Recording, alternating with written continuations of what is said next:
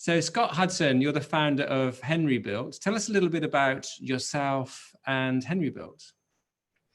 Henrybuilt, I started Henrybuilt in 2001 after a 15-year career in publishing and software. And I had remodeled several homes and kind of decided that I wanted to take a break from the intangibility and fundraising of software. And really at first it was just an experiment. And quickly we centered on the kitchen as a place where, people spend so much time in a kitchen, and yet, especially in America, they're fairly primitive from a design point of view and a craft point of view in a lot of ways. So that's how I got started. I had no idea what I was getting into. So your company's called Henrybuilt. Why is it called Henrybuilt? When I grew up in North Carolina, working every summer for my grandfather, whose name was Henry, and he was a builder and a carpenter, kind of probably the most inspirational person in my life. And, the obvious tie to what he did. And Henrybuilt was a very unique Google search term as well. So it all worked out. So you decided to go from publishing into kitchens, but apart from your experience with working with Henry, had you built kitchens before? You said you were doing renovations and things like that. So what was that? Not really so much kitchens. Just we had bought 3 homes and renovated them over the years while I was working, basically out of love for doing the work. So I hadn't actually studied kitchens, or it wasn't an interest prior to moving into this house where I'm currently sitting now. But it quickly became obvious that, well, the Europeans are so much better at it. There's a long history of innovation in what is called kitchen systems, through companies like Boffy and Bulltop. And when I first became aware of them, I just thought, wow, are we behind the times? This is crazy. But also, my personal perspective was that they were limited maybe in what they could do, and especially for an American architecture, the way that people live, and they were maybe less fitted and integrated into architecture than what I wanted and what I thought other people wanted. But it was an incredible idea that was much more holistic than American kitchens are kind of a process of shopping. People shop for cabinets, they shop for knobs, they shop for countertops, and they put it all together, and it's a collage. And one out of 1,000 times it works out pretty well. But even when it works out really well, it's still just boxes with not much going on the inside. And so that was the inspiration. Let's do something better that was more sophisticated. And by better, what did you introduce to the market that wasn't there before? Or what did you take from Europe that wasn't commonplace in the States?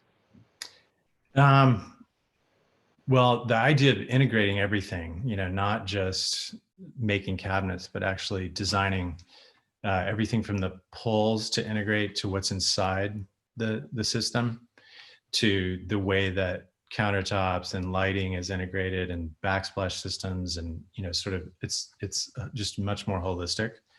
But I also wanted to retain the craft feel. So rather than have what felt like sort of a spaceship approach, highly technical, very processed, create a kind of kitchen, not technology is not the right word, but a set of integrated tools for cooking and socializing better in the kitchen that still felt humane, and natural. And I presume you have a Henrybuilt kitchen in your own home. Are you a good cook? Do you get to test it out all the time? My wife is such an amazing cook that even though I love to cook, she kind of takes the floor, most of the time. But yeah, I do love to cook. So you're in the audience then, rather than on the stage? Or I'm the prep guy. The chopper.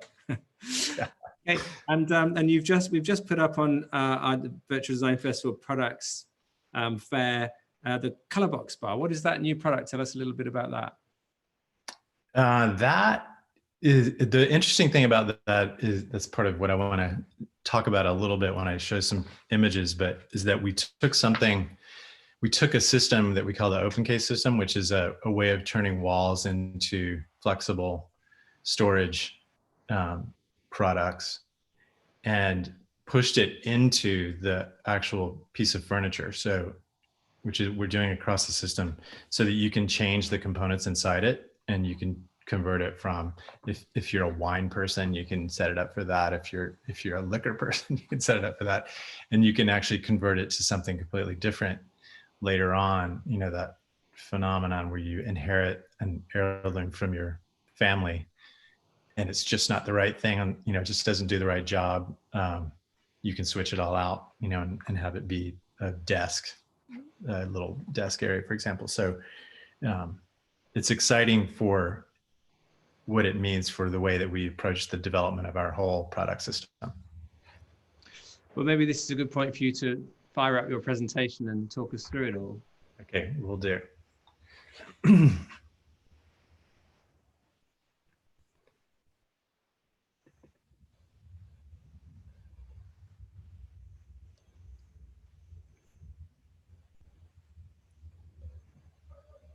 So can you see that?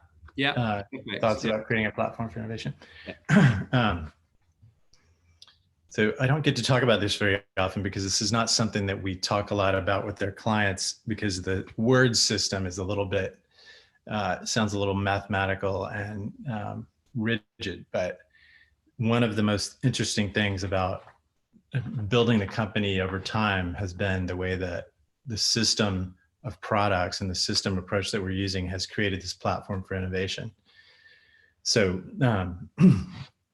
we talked a little bit before about how most kitchens are kind of a process of one-off shopping and the gathering of parts that are not designed to integrate fully. We start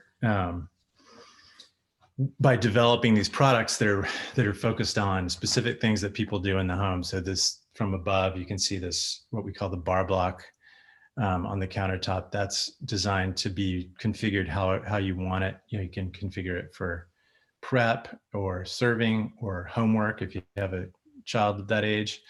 And the components are all interchangeable throughout the system. So we're trying to look at what people do and really create systems that also feel aesthetically natural and not alien, not too technical.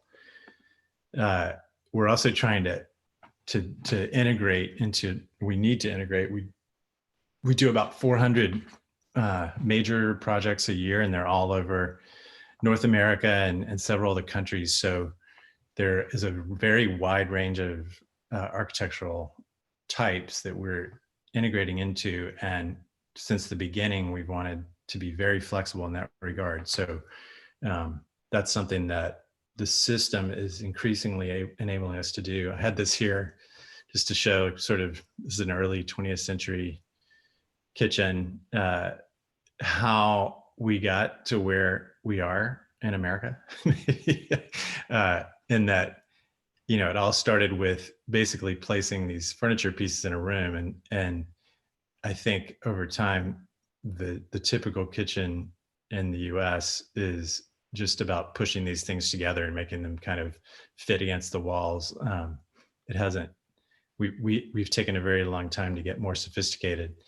So when I say system approach, the way that we're approaching the development of our product, which is now not just kitchens, but throughout the home, is based on interchangeability and a lot of internal function that you can set up to address your specific needs.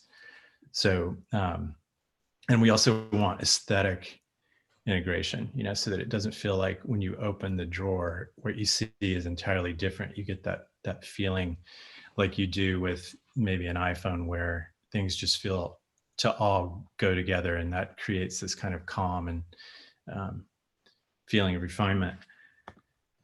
But we also, it's really important for us to stay focused on the experience of the user, not just how things look, which is a trap that is really easy to fall into when you're doing interior design work. So we have a fully operational shop in our kitchen kitchen in our shop in Seattle, and that's what this is showing. So these are two key senior employees who are cooking for other people in the shop. And through that experience, we develop our product further. And this is, I promise I won't show, I have one more diagram after this, but just to kind of give you an idea of what I mean by system. The blue or the colored areas indicate places where we've designed unique products that are connected by other products that might be like cabinets, that are more sort of conventional.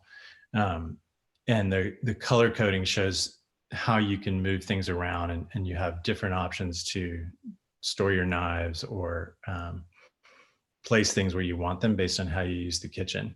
So it's an integrated system that's very flexible. As I mentioned, we start with these products that are very specific. This is a backsplash system. We have the interior component system. All of these are made by us. All of the interior components, they take as much work as an entire kitchen, almost. And a few years ago, we developed this wall system based on a grid of fittings that you can change by hand and move the components around yourself. So this could be converted into, you could put a desk here if you wanted to, which is something that a lot of people right now are doing. They're converting parts of their kitchen or their living room into a work area.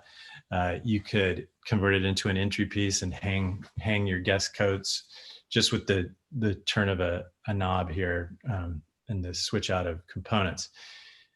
And we apply the same approach, the system approach that I'm talking about, to almost every room in the house now. So we do many dressing rooms, wardrobes, taking the same approach. The thing that we were speaking about earlier with the color box bar is this is the open case system in a kitchen integrated with storage units on either side. It's kind of a combination of entry and serving piece. And so we've taken that approach and we pushed it into individual furniture components that have the same characteristics. So you can imagine, you can see the open case on the left on the wall and the open case in the shadow box piece, which is part of a new line that we launched in February called Primary Objects.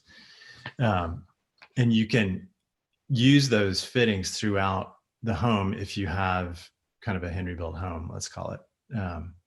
So there's just a lot of flexibility and a lot of order that's brought to things. So that obviously has an effect on how you feel. That is the color box bar. You can see the fittings inside. And one thing I wanted to see if we could open a discussion around how the system approach has become a platform for innovation. 5 or 6 years ago, we started creating our own software. We created a system that we use now to basically run the company. 2 years ago, we started creating what we call a design engine, which is it's kind of like a combination of AutoCAD and a configurator where the product is built in. You can move things around. They adapt to each other. They adapt to the architecture, so that we could establish a higher level on which to start the design process. So we design every single project individually. There's an enormous amount of technical work that goes on that generally detracts from being able to focus on design, and also a lot of effort goes into avoiding mistakes. So this takes care of that. This is the last diagram. Don't expect you to read it. If we hadn't had a system approach and developing the product system, then we would never have been able to create that software. So each little detail of the system has a sheet like this, which we call a system relationship map, which enabled us to program the software so that it was flexible enough to create a solution that would integrate into almost any situation. But if we hadn't had the system, we wouldn't be able to do this. And it's just really interesting. It was a learning process. In order to create these, we had to articulate so many things that were only known to a few people in the company. And that fact really held us back in terms of how much we could innovate as a team. So it's just a kind of a fascinating observation.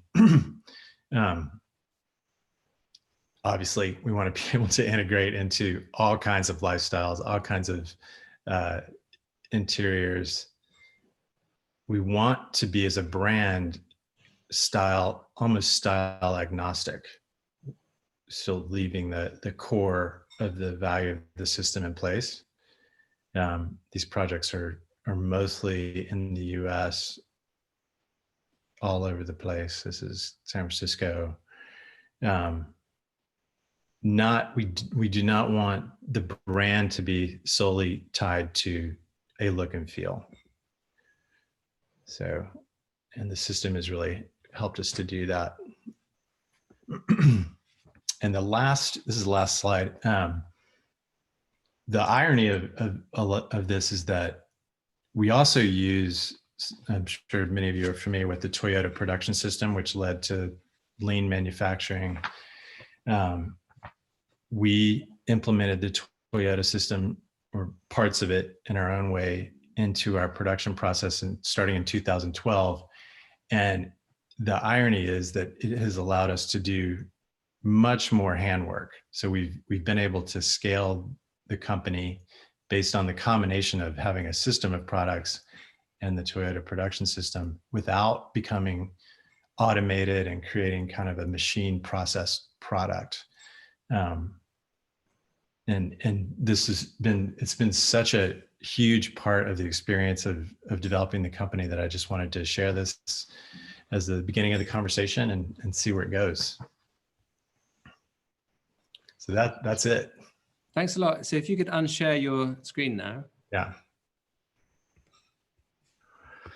So first of all, when you talk about a system, are you talking about the system of the units, or are you talking about the whole thing involving all the software and everything? Like, what is the system? Well, the product system is the diagram, the first diagram that I showed, is the way all of the product elements go together, and how flexible they are is really important, but they have rules that, kind of determine how they go together, that are flexible and dependent on a lot of other factors. So it's probably 4,000 products, that are interrelated in that way. So you have 4,000 separate line items that you can make. Right, and many different materials and finishes. So you can see how without software, you would remain a very small company. So give me an idea of the scale of it. So you're headquartered in Seattle, but you have showrooms in various other cities in the States, or beyond the States as well? Only in the States, in New York City and San Francisco, just north of San Francisco. And we have one in LA that we were supposed to open in June. It's delayed slightly. And if somebody wants to work with you to build a kitchen, do they have to go into one of these places, or can they just do it all online? How do you integrate? How do you interface with your customers?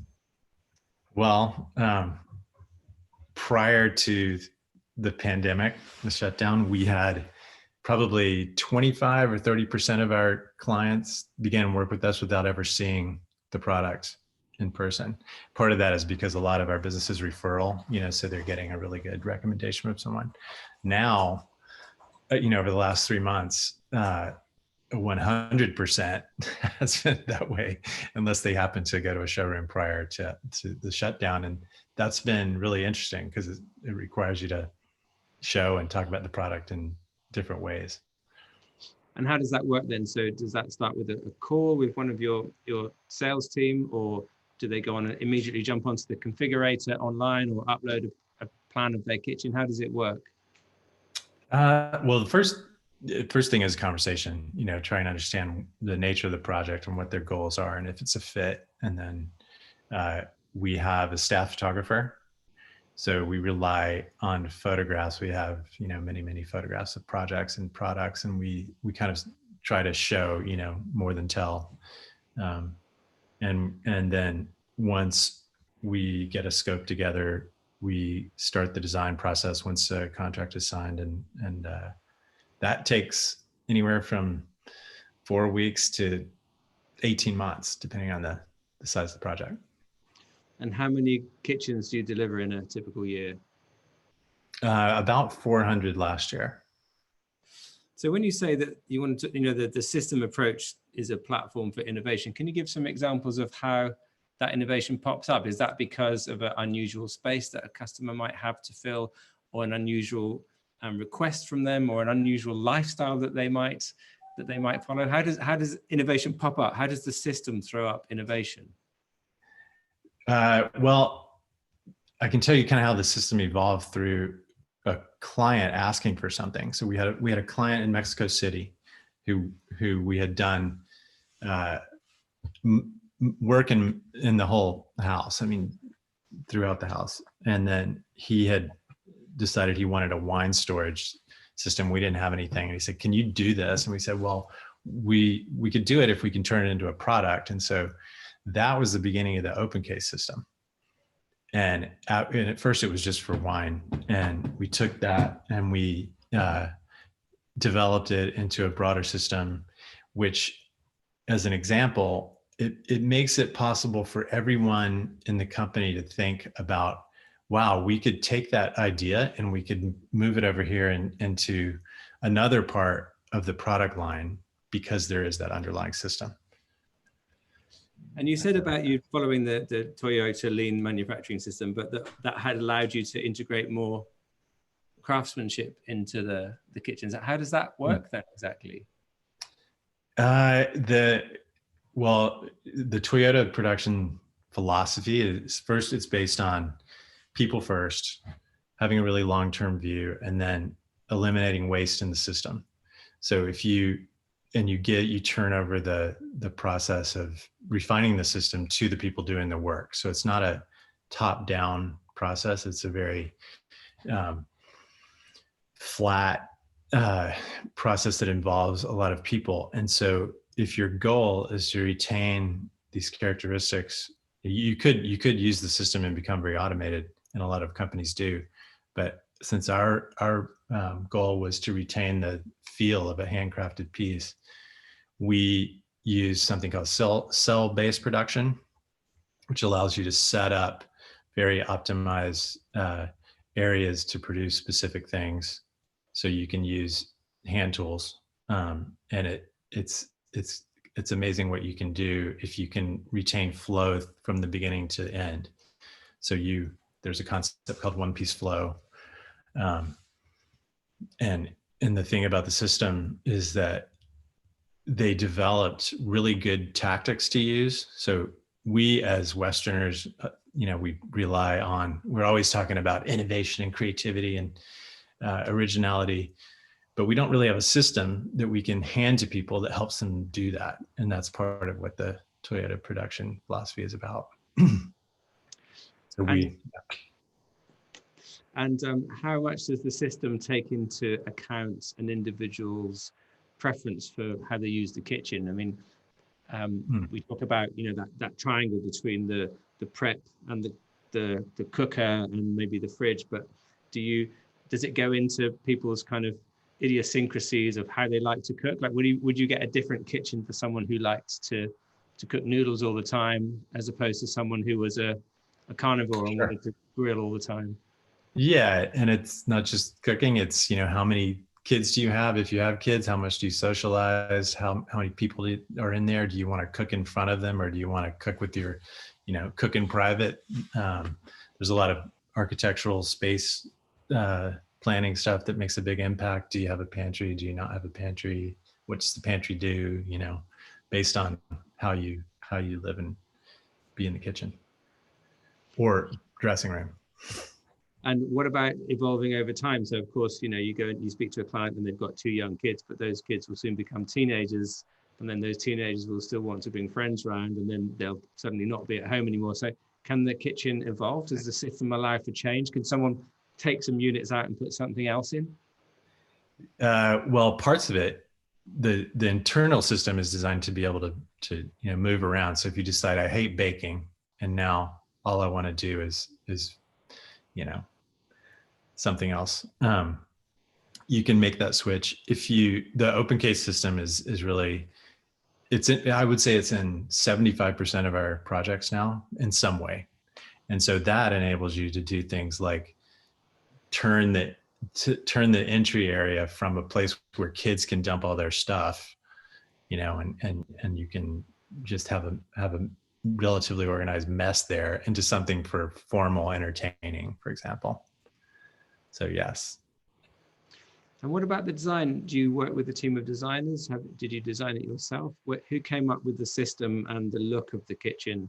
And would you say that the aesthetics of your kitchen, you say you don't have a signature look, but is there an aesthetic that is identifiable with the brand, and where did that come from? Yeah, well, I think we do have a signature look now.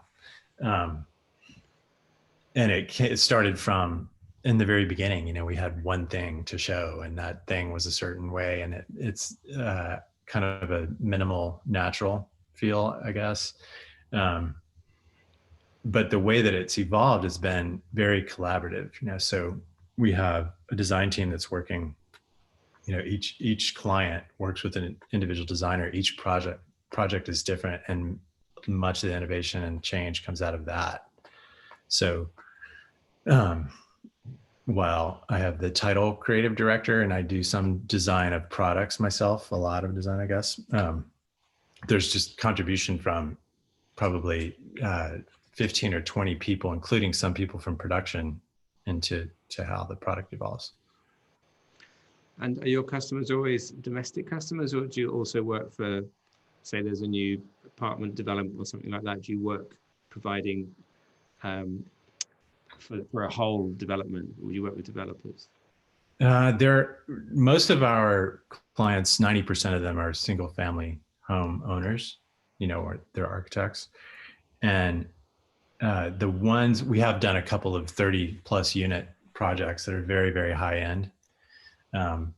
Our pricing doesn't work for most developers. So you're either, we've probably done maybe 80 or so since we started, small boutique developments with 4 to 10 units, where the developer is actually very design conscious. But in general, they're single family residential homes. And since you launched the company, have you been able to discern any trends, any ways that the use of the kitchen has changed? I mean, obviously in the last few months, people have been at home a lot more. How is that driving kitchen design and the way people use their kitchens?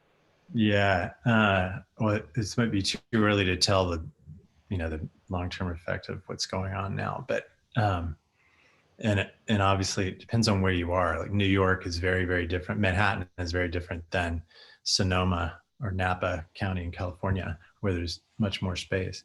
But I think just design consciousness in general, since we started in 2001, has gotten a lot more sophisticated. So they're aware of this kind of system. A lot of people are aware of this kind of system concept, and they really want high function together with high aesthetic value. So I would say the single most common archetype, if you want to call it that, is something that is centered around an island. Islands, became much more of a thing. They take a fair bit of space, so it's not always possible. That have kind of a certain posture, that feels very composed and elegant and social. And you mentioned that during the sort of lockdown period, you might want to put a desk in the kitchen and stuff like that. I mean, definitely in our household, from the early days of lockdown, I wanted to be in the kitchen. I didn't want to be in the bedroom, and I didn't want to be in the lounge, and there was, to be honest, a little bit of friction because there was a feeling in the family that the kitchen should be a kitchen and not an office. But actually, we've managed to accommodate that quite well, and I quite like the changing activities. And our dining table is quite long, so I can just shift my computer down the other end when we're sitting down to eat. But do you think that is driving a change in the kitchen? Have you heard that from people? Have they been using your kitchens in different ways in the last few months? Well, what you're describing is so common, where now the whole family's in the same room. Just being able to experiencing the outdoors, I think, or just the light and the air from outside is really important. We are being able to keep things neat, because everyone, there's the whole Marie Kondo kind of thing that was going on before, but I think now it's all of a sudden, the idea of keeping an orderly home is on a whole different level. I think special function stuff, like everybody wants a stand-up desk, or they want a way to put a little desk in this room and that room and the other room because everybody's working from home, things like that. And what's next for the company? Have you got any plans for new innovations or new product ranges? Where do you see it going? Well, we're always improving incrementally in small areas. A lot of what we're doing now does revolve around software. We started a separate company to focus more on developing the design engine and using that to help us start with design sort of patterns that are more highly evolved from the beginning. So we're really focusing on the design process, as much as the product. And we'll see, how this goes. I think there is some effect of the pandemic on like how people are even just moving through the design process and visualizing what their home is going to be like. So having the tools and the process to do it in a high touch way, even though you're not in the same room anymore, is probably our main focus right now. And this systematic, or this system approach that you were talking about, could that be applied to other parts of the house? Could other rooms benefit from a similar kind of thing? Yeah, most of our projects now, 65% or so, involve most of the rooms in the home. So addressing, for someone who really gets stressed, which I think is maybe a little bit on hold, since people are staying at home so much, but for someone who really gets stressed, it's almost as complex as being in a kitchen. And it's very luxurious, when it's done well. So that's one area. Even places like for super active people who live like in Tahoe, for example, mudrooms are huge. They have skis and bikes and all this stuff going in and out, and they want this specialized kind of place to keep it all in order. So, that seems kind of mundane at first, but when you see some of these houses and these families that are in and out like that, it makes a big difference. So yeah, it can be applied throughout the home, and we have systems that integrate with passage doors.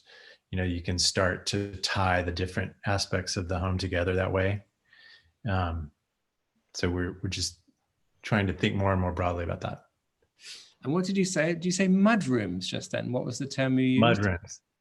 Is that where the floor gets a bit muddy, is it? I'm guessing. It's where everyone comes in after riding their mountain bikes or skiing, and takes off their clothes,